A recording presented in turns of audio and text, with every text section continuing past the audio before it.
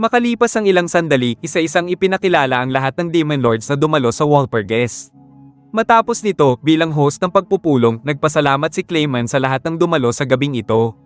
Bilang panimula, iginiit niyang si Carrion umano ang nag-udyok kay Rimuro na maging Demon Lord at siya rin ang umano'y nagplano ng paglusob ng hukbo ng Farmes sa Tempest.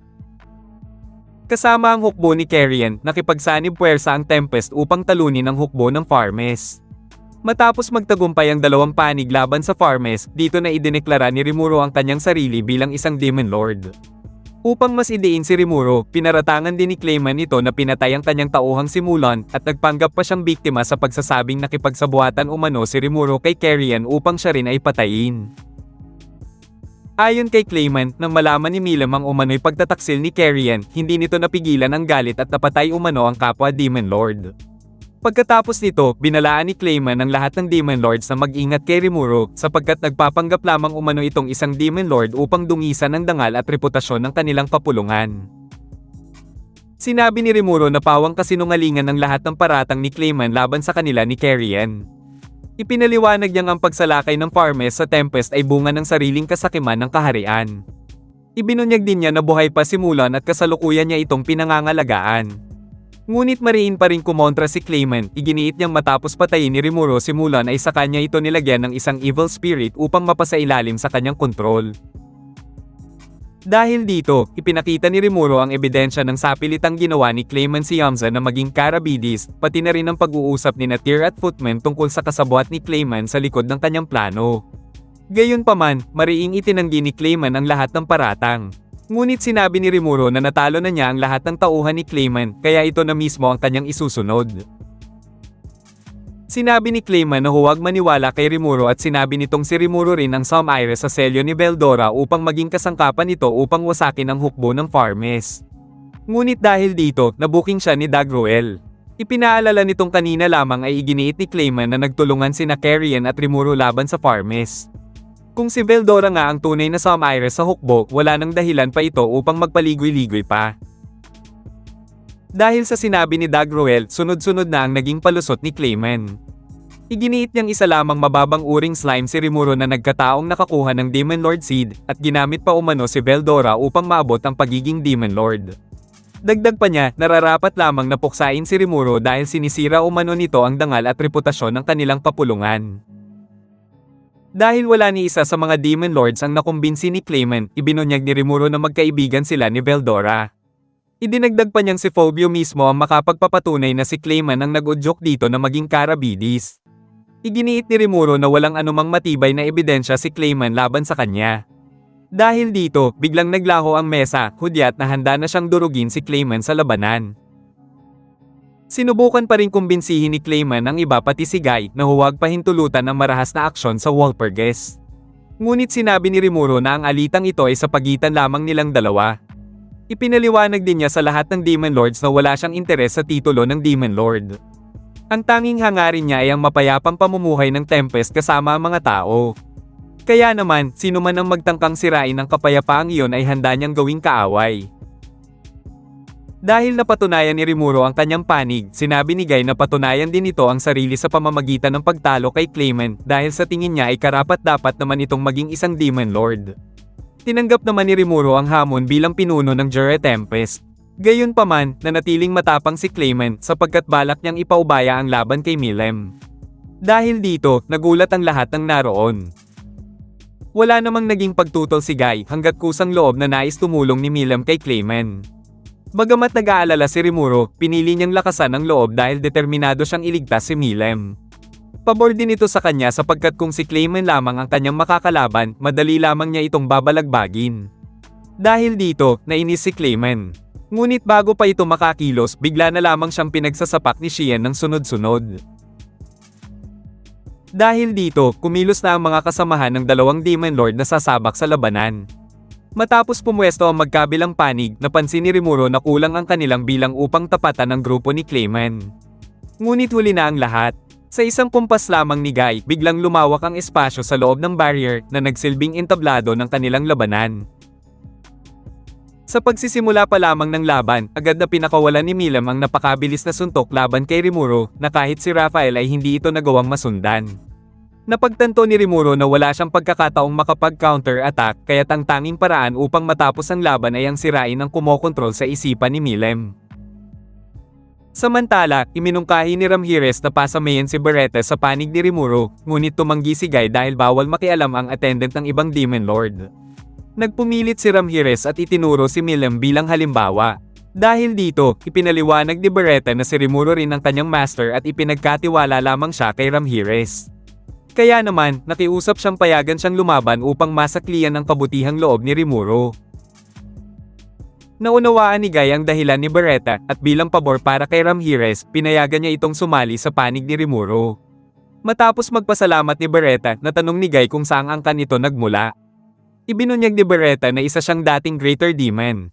Dagdag pa niya na hindi lamang siya ang malakas na naglilingkod kay Rimuro, kaya't napaisip at may hinala na si Guy kung sino ito.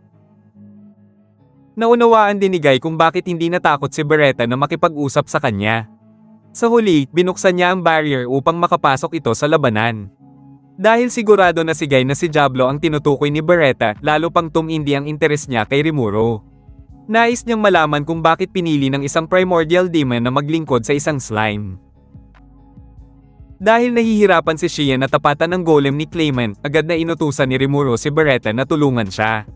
Samantala, inatasan naman niya si Raphael na alamin kung ano ang kumokontrol kay Milem. Ngunit laking gulat ni Rimuro nang ibunyag ni Raphael na walang anumang sumpa o mind control na nakaaapekto kay Milem. Gayunpaman, iminungkahi ni Raphael na gamitin ang Beelzebub upang pahinain ang lakas ng mga atake ni Milem.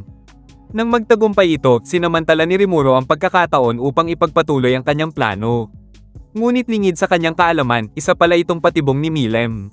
Sa sandaling muli itong umatake, bigla namang dumating si Veldora at sinalo ang malakas na suntok para kay Rimuro. Nagtaka si Rimuro kung bakit bigla na lamang sumulpot si Veldora kahit hindi niya ito tinawag. Ang pakay pala nito ay hingi ng kasunod na volume ng manga na kanyang binabasa dahil nabitin siya sa kwento. Gayunpaman, bago ibigay ni Rimuro ang manga, inutusan muna niya si Veldora na harapin si Milem. Agad naman itong nakilala ni Veldora bilang kanyang pamangkin. Binalaan ni Rimuro si Veldora na huwag masyadong saktan si Milem dahil nasa ilalim lamang ito ng kontrol ni Clayman. Matapos nito, nagkaroon siya ng pagkakataong tulungan si Ranga. Napansin niyang ang Fox Magician na kanilang kalaban ay isa ring biktima ni Clayman at nagmamakaawang mailigtas. Dahil dito, ginamit ni Rimuro ang kanyang kakayahan upang alisin ang Demon Dominate na kumokontrol dito at matapos itong mapalaya, ipinagkatiwala muna niya ito kay Ranga. Gayunpaman, nagulat si Rimuro nang mabilis na talunin ni Beretta ang kanyang kalaban na si Viola. Nais pa nga ni Beretta na iregalo ito kay Rimuro bilang tropeo. Kapalit nito, umaasa siyang pahihintulutan silang manirahan ni Ramírez sa Tempest upang magkaroon naman siya ng mahabang panahon na makapaglingkod kay Rimuro habang umaalalay kay Ramírez. Gayunpaman, sinabi ni Rimuro na pag-iisipan muna niya ang kahilingan ni Beretta. Samantala, muling hinarap ni Xian si Clayman. Kahit gamitin pa ni Clayman ang Marionette Dance, wala itong naitulong laban sa espada ni Xian. Labis niyang ipinagtaka na hindi na muling nagre-regenerate ang kanyang mga puppet. Ipinaliwanag ni Rimuro na ang espada ni Xian ay may kakayahang magsagawa ng spiritual attack, kaya maging ang kaluluwa ng mga puppet ay napipinsala. Gayunpaman, minaliit pa rin ito ni Clayman at ginapos si Xian gamit ang Demon Marionette. Subalit walang naging epekto ang Demon Marionette kay Xian at madali lamang niya itong nakalas. Sa labis na inis, tuluyan nang nagbago ng anyo si Clayman at naging literal na isang halimaw. Sinabi niyang sawa na siyang puksain ang kanyang mga kalaban sa paraang elegante, kaya't dudurugin na lamang niya silang lahat gamit ang sarili niyang mga kamay. Hindi man lang natinag si Xian kahit bahagyang lumakas pa si Clayman. Muli siyang sinubukang gapyusan ni Clayman bago siya salakayin, ngunit gaya ng dati ay wala pa rin itong naging epekto. Sinamantala naman ni Xian ang pagkakataon at marahas na binalagbag si Clayman sa ere dahil dito ay nagkabali-bali ang mga braso nito.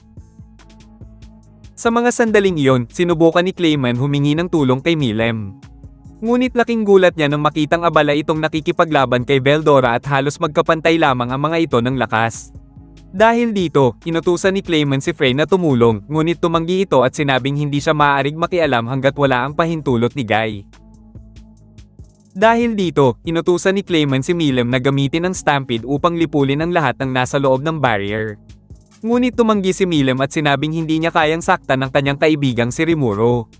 Sa sandaling iyon, napagtanto ni Rimuro na nagpapanggap lamang pala si Milim na nasa ilalim ng kontrol ni Clayman at matagumpay nitong nalinlang ang lahat. Halos mabaliw si Clayman nang malaman niyang hindi niya kailanman nakontrol si Milim. Pilit pa rin niyang iginiit na pinatay nito si Carrion. Ngunit pinabulaanan nito nang nakamaskarang attendant at ibinunyag na siya pala si Carrion. Napahiya si Rimuro dahil hindi niya agad ito nakilala. Gayunpaman, nagpasalamat si Carrion sa pagprotekta ni Rimuro sa kanyang mga nasasakupan. Napagtanto ni Clayman na siya lamang ang naloko sa huli. Ibinunyag ni Frey na mula pa sa simula ay hindi na siya kakampi nito.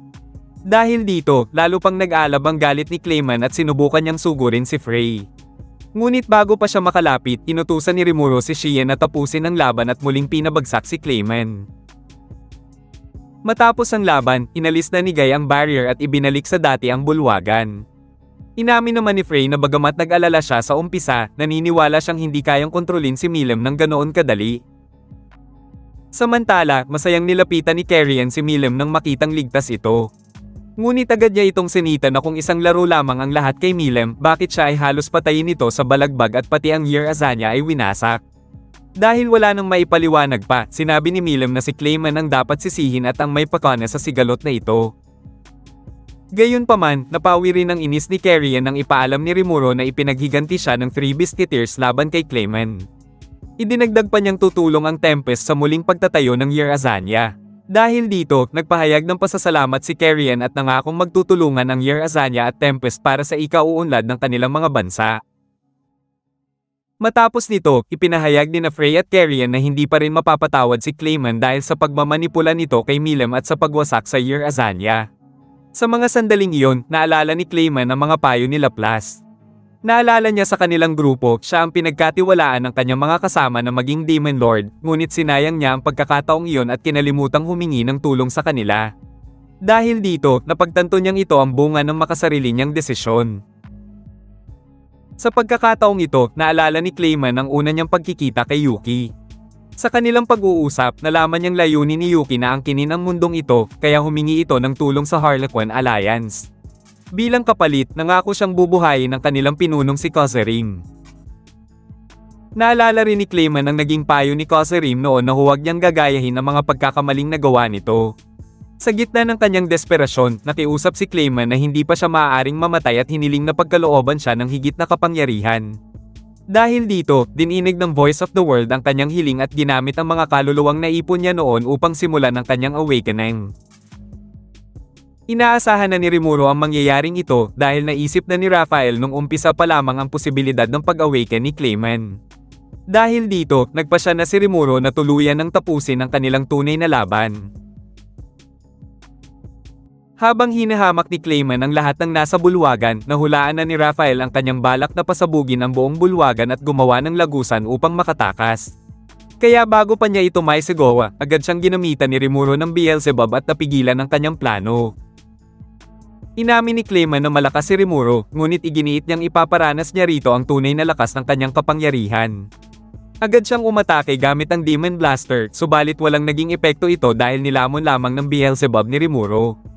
Iminungkahi ni Rimuro kay Clayman na sabihin na nito ang lahat ng kanyang nalalaman at ipaparanas niya ang kamatayang walang paghihirap. Dahil matigas pa din si Clayman, sunod-sunod siyang pinagsusuntok ni Rimuro hanggang sa mawalan ng lakas. Muli siyang binigyan ni Rimuro ng huling pagkakataon upang ibunyag kung sino ang utak sa likod ng lahat ng ito. Ngunit tumanggi si Clayman at sinabing hindi niya ipagkakanulo ang kanyang mga kasamahan, lalo na ang kanyang kliyente. Dahil dito, sinabi ni Rimuro na hindi na ito makakabalik pa ng buhay sapagkat alam niyang tatakas lamang ito sa kanyang astral form. Dahil wala ni isa sa mga Demon Lords ang tumutol sa paghatol kay Clayman, tuluyan na siyang tinapos ni Rimuro. Bago gamitin ang Beelzebub, sinabi ni Rimuro na hindi magiging madali ang kanyang kamatayan at magdurusa siya ng walang hanggan hanggang sa magsisi ito sa lahat ng kanyang kasalanan. Habang unti-unting nilalamon ng Beelzebub, napagtanto ni Clayman na sinayang lamang niya ang tiwala, tulong, at mga payo ng kanyang mga kaibigan. Matapos ang laban, humanga si Guy kay Rimuro dahil napatunayan nitong karapat-dapat siyang maging isang Demon Lord. Subalit sa pananaw ni Roy ay hindi siya sang-ayon dito. Dahil dito, hinarap siya ni Veldora at sinabi pa sa kanyang attendant na siya na ang magsasanay kay Roy upang lumakas ito. Ngunit agad siyang pinigilan ni Milim at ibinunyag na ang attendant ni Roy ang tunay na Demon Lord. Dahil dito, wala nang dahilan pa para itago ni Luminous ang kanyang tunay na pagkakakilanlan. Gayunpaman, isinantabi na lamang ni Luminous ang kanyang buwisit kay Veldora at inutusan si Roy na bumalik. May kutob kasi siyang may kinalaman si Clayman sa pagpasok ng mga insekto sa kanilang kaharian. Nang mapunta ang usapan kay Koserim at mabanggit na si Leon nang pumatay rito noon, na itanong ni Rimuro kung ano ang kaugnayan ni Koserim kay Clayman. Ipinaliwanag ni Carrion na si Koserim ay isa ring Deathman katulad ni Clayman, kaya't hindi nakapagtatakang may malalim na ugnayan ang dalawa. Dahil dito, naisip ni Rimuro na maaaring peke lamang ang pagkamatay ni Koserim at matagal na itong nagtatago. Batay rin sa impormasyong nakuha nila mula kay Clayman at sa Harlequin Alliance, ipinahiwatig nilang may isang taong kumikilos sa likod ng lahat ng ito at pinaghihinalaan nilang si Koserim yon na muling nabuhay. Sumang-ayon dito si Guy. Ipinaliwanag niyang ang huling ataking ipinataw ni Leon kay Koserim ay kayang sirain maging ang kaluluwa nito. Kaya kung tunay ngang nabuhay muli si Koserim, tiyak na may tumulong dito upang makabalik. Maya-maya, ipinagpatuloy na nila ang pagpupulong matapos maresolba ang lahat ng sigalot. Dahil dito, iminungkahi ni Frey na bumaba na siya sa pagiging Demon Lord at maglingkod na lamang kay Milim. Nagulat ang lahat sa kanyang desisyon. Ipinaliwanag niyang hindi na siya karapat-dapat sa titulong iyon dahil matapos masaksihan ng laban kanina ay napagtanto niyang wala siyang laban kahit sa huling anyo ni Clayman. Dagdag pa niya, mas makatutulong siya sa pamamahala ng kaharian ni Milim. Lalo pang na-stress si Milim nang pati si Carrion ay humiling na maglingkod sa kanya. Ipinaliwanag ni Carrion na dahil natalo siya rito, nararapat lamang na magsilbi siya sa ilalim nito. Hindi na rin makatanggi si Milim dahil may atraso siya kay Carrion matapos niyang wasakin ang kabisera ng Year Azania. Sa huli, wala na siyang nagawa kundi tanggapin ang kahilingan ni Frey at Carrion. Nilinaw ni Carrion na mananatili pa rin siyang hari ng Year Azania. Ang nais lamang niya ay bumuo ng bagong pamahalaan kung saan si Milim ang magiging pinakamataas na pinuno. Dahil 8 na lamang ang natitirang Demon Lords, napagkasundoan nilang palitan ng pangalan ng kanilang kapulungan. Sa gilid naman ay biglang sumabat si Veldora at iminungkahing si Rimuro na ang magbigay ng bagong pangalan. Pabor dito ang lahat, ngunit agad itong tinanggihan ni Rimuro. Dahil dito, gumawa si Guy ng daanan sa gitna ng mesa at ipinaliwanag kay Rimuro na isang malaking karangalan ang mabigyan ng pagkakataong pangalanan ang kanilang kapulungan. Dagdag pa niya, si Rimuro rin ang dahilan kung bakit 8 na lamang ang natitirang Demon Lords. Wala nang nagawa si Rimuro kundi mag-isip ng bagong pangalan. Dahil 8 na lamang sila, ibinatay niya ito sa konstelasyon ng 8 bituin at pinangalanan ang kanilang kapulungan na Octagram. Nagustuhan ng lahat ng Demon Lords ang bagong pangalan at sa pagkakatatag ng Octagram ay opisyal na nagsimula ang isang panibagong yugto para sa kanilang kapulungan. Sa huli, isa-isang ipinakilala ng mga attendant ni Guy ang bawat miyembro at sabay-sabay nilang ipinagdiwang ang pagsilang ng Octagram, ang bagong kapulungan ng 8 Demon Lords. Samantala, sinamantala ni Laplace ang pagkakataon upang lihim na makapasok sa kaharian ng Valentine. Ngunit laking gulat niya nang makasalubong niya si Hinata, kaya agad siyang umatras at tumakas. Paglabas niya, hinarang naman siya ni Roy na nagsabing hindi niya inaasahang maglalakas loob pang bumalik si Laplace sa kanilang kaharian. Kasabay nito, ibinalita rin niya na patay na si Clayman. Nabigla at labis na nasaktan si Laplace nang malamang patay na si Clayman. Dahil pinagtawanan pa ni Roy ang kanyang kaibigan, agad niya itong hinarap. Nang subukan ni Roy na gamitin ang Blood Ray, nabigo ito dahil nahawakan na ni Laplace ang kanyang core. Ilang sandali lamang ang lumipas, tuluyan niyang pinatay si Roy. Alam ni Laplace na labis ding masasaktan sina Footman at Tyr kapag nalaman nila ang sinapit ni Clayman. Matapos ang digmaan, masayang nakabalik si Carrion sa Year Azania, habang sina Yuma at Diablo naman ay nakarating na sa Farmes. Samantala, pagbalik ni Rimuro sa Tempest ay masaya siyang sinalubong ng kanyang mga nasasakupan. Ipinagmamalaki ng lahat ang kanyang tagumpay laban kay Clayman, ang kapayapaang ipinaglaban ni Rimuro laban sa mga mananakop ay sumasalamin sa kanyang mabuting puso. Para sa kanya, kahit ano pa mang lahi ay may kakayahang magmahal, magmalasakit, at mamuhay ng payapa at sama-sama. At dito muna nagtatapos ang ating recap, like and share naman dyan, maraming salamat sa palaging panonood.